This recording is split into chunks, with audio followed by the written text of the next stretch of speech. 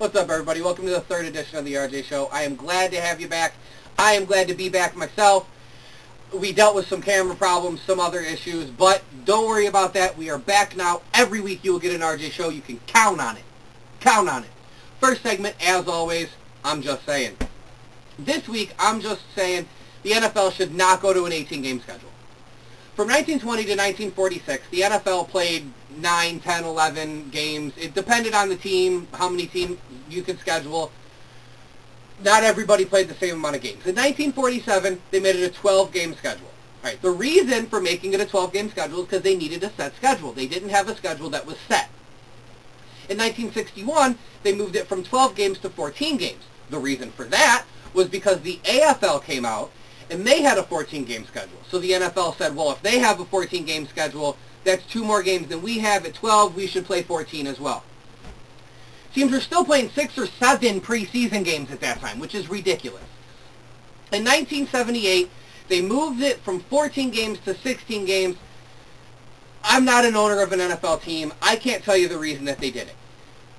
My theory is that in the 1970s, the NFL was becoming a big thing. They saw what it was going to become. They saw that it was going to be what it is today, and they decided, let's bank on it. Let's get some more revenue, move it from 14 games to 16 games. Now this time, they want to move it from 16 games to 18 games to make even more money. NFL owners. Now, I know Bill Polian, the president of the Indianapolis Colts, said that it's inevitable. I got it. I'm not in favor of it, though, and most of the players aren't in favor of it. All right, you're going to make the players who are already playing with broken fingers and sprained ankles and all torn tendons, all these other injuries. They're already playing with all those injuries. You're going to make them play 2 more games? 2 more real games? It's ridiculous.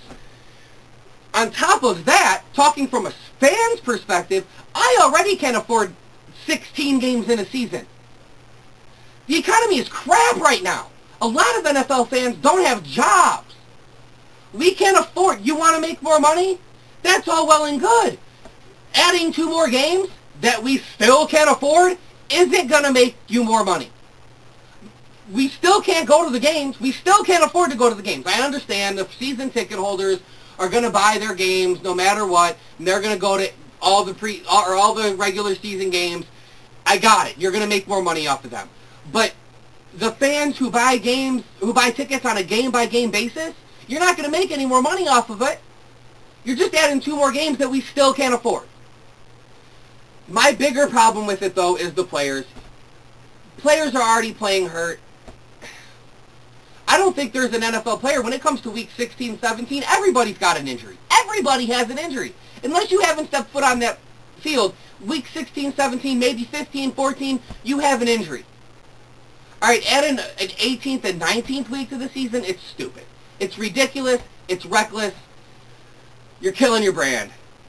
You're going to have players that are just can get through 16 games, but the 17th and 18th game, they just can't get through. It's going to do more harm than good. There should not be an 18-game NFL schedule. I'm just saying. Coming up next for you, we got some emails. As always, we got some great emails. Remember, this is the football season edition of the RJ Show, all the way until the Super Bowl. It's nothing but football here on the RJ Show. We will be right back. Hey, what's up? And we're back. Right here on the RJ Show. Got your emails for you. First email says, RJ, great show. I hope this question is irrelevant before you air it, but do you think the Browns will go winless? I hope not, because I'm Chris, and I'm awesome from Winter, South Dakota. Chris, do I think the Cleveland Browns are going to go winless? I don't know. Do I think it's a possibility? Yeah. Unfortunately, I do. The way that their schedule looks, with Cincy, Atlanta, Pittsburgh, bye week, Patriots, Jets, Panthers, Jaguars. Forgive me if I messed up the order. I don't think the Browns are going to win a game until December 12th against Buffalo. That's just my opinion. I mean, and that's even if we beat Buffalo. If we don't beat Buffalo, yes, we're going winless. And I hate saying it. I'm laughing because I just don't know what else to do. I mean, are the Browns going to go winless? Yes, it's a possibility. I think we're going to go, looking at our schedule, I think we're going to go 1-15, the one being Buffalo. All right, next email. It says, what's up, RJ? As always, I love the show. I was wondering, do you see Ryan Mallett as the #1 pick? He has looked great. The Dosk. He has looked great. Arkansas lost the Bama game. That's all well and good. I mean, whatever. A lot of teams are going to lose to Alabama this year. Should Ryan Mallett be the #1 pick? Honestly, the Browns are going to... I mean, I can't say the Browns are going to go. I see the Browns going 1-15. If we go 1-15, I think we're going to have the #1 pick. Do we take Ryan Mallett? No. I don't think we do. I think that we take Cameron Hayward. If the Raiders have the #1 pick, do they take Ryan Mallett? Yeah. Oh, yeah. The Lions have the #1 pick. I mean, they probably won't. They've been looking better this year. Improved. But if the Lions have the #1 pick, will they take Ryan Mallett? No. So to answer your question, it all depends on who has the #1 pick if Ryan Mallett's going to go #1. Is he talented enough to go #1? Absolutely. Next email. It says, RJ, I know you don't want to give anything away, but right now, at this moment, who goes to the Super Bowl? Signed LJ in Cleveland. Well, LJ, who's going to go to the Super Bowl? Now, you know I don't want to give it away because you got to watch the show in January, find out who I think is going to win the Super Bowl. Who's going to the Super Bowl? If the season ended right now, who's going to the Super Bowl? Well, I got to go with the Saints. Garrett Hartley isn't the whole team. They're going to bounce back. All right? The Saints are good, and they're going to come back. They're going to be just fine. The Saints are going to the Super Bowl, in my opinion. Who else is going to the Super Bowl? The Pittsburgh Steelers. Next question. It says, hey, RJ, great show.